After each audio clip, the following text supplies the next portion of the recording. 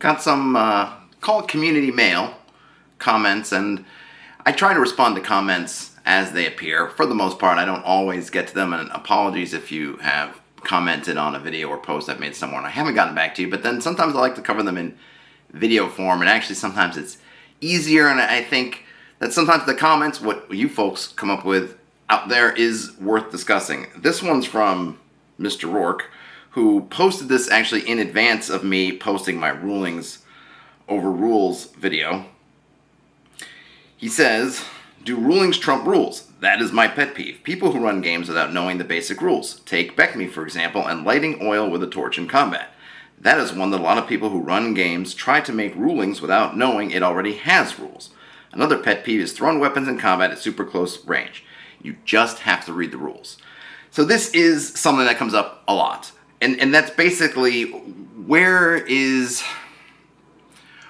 how do you decide when to make a ruling versus using or finding the rule that's in the book itself? Now, it's kind of a complicated problem. When you're in the moment of playing the game, sure, maybe there is a rule for an action somewhere in the rule books, but then you have to find it.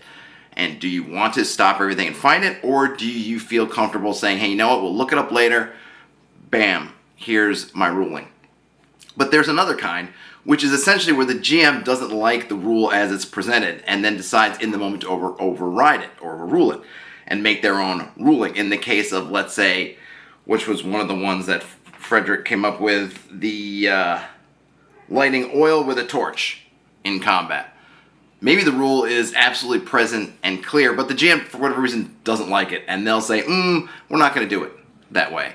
We're going to do it this other way that I've just come up with. That's a little bit of a stickier wicket, and this is because oftentimes players rely on those rules to make their decisions as to what they're going to do.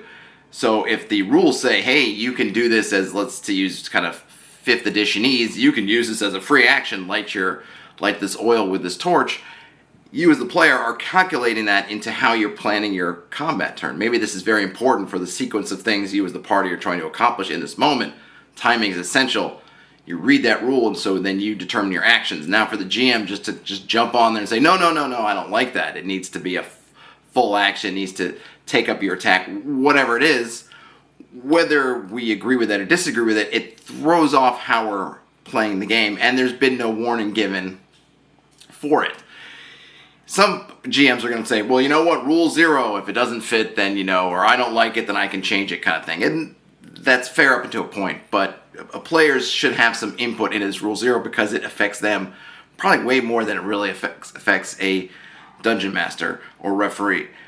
The only thing I can say there is there's no way to really eliminate this possibility. GMs run their games differently. We can try to educate GMs on maybe what is the better way to come up with rulings, as in have a discussion.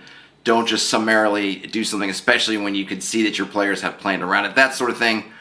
Ultimately, it is a danger of the supremacy of rulings, because one way we could read rulings over rules isn't just in terms of how we're doing our source books, but just in terms of how the game flow is going. My rulings trump your rules. Yes, they do, but you need to be thoughtful, not only of which rules you're changing, but also when you are changing them. Changing them in the middle of a tense combat situation, probably not the best. Probably being a little bit more thoughtful about it, or waiting until the next session, or saying, hey, you know what, in that last combat, we did this. I didn't really love it. Can we think about changing that rule? Let's talk about it. There are different ways to do things. It doesn't necessarily make rulings over rules bad, but of course, like anything, it's all tools in the hands of the folks who are using them, and some folks just don't use them as well as others. You just kind of got to figure it out and hopefully talk at your tables. That way you can help people who maybe aren't using these things the best to help them on their journey.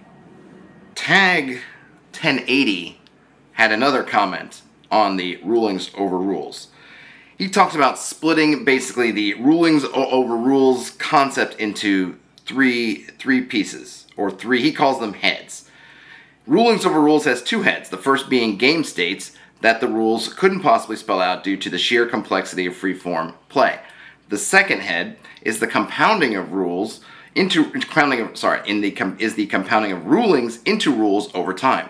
Both of those things are normal and inevitable. The third arm of this comes from Nave and Karen and all these quote-unquote new games that are 3 pages and think they are cool beans. That is not the same thing, and they should be classified as different games. Telling the GM to make up most of the rules to play on top of a skeleton of rules is not the same thing that old school D&D is built on, and is a completely different animal than the 2 heads of ruling over rules mantra that applies to tabletop role-playing games. So I think what's happening here, now I actually like, what does he say? He mentions Cairn and Knave. I actually like those games, but I've only read them. So I can't get into any deficiencies that might come up through play, but I thought they're fine rule systems. Now, I don't think it's a third arm. What I think it is how successful is a particular product at being rules light. You have the concept of being rules light, rulings over rules, that sort of thing, how we're doing it, and now we're saying, well, how does this actual product measure up to the goals of this concept? And look, it's all going to be up to personal choice. So you may find that Karen, sure, it does fall short in what you're looking for in a rules-like game. For other folks, Karen works very well. I mean, Karen itself has become a scaffolding for a lot of other games. I think that is a good point and something to look for is whether a game presents a fully complete rules out of the box, rules system that you can just play out of the box, or if it's more of a kit system.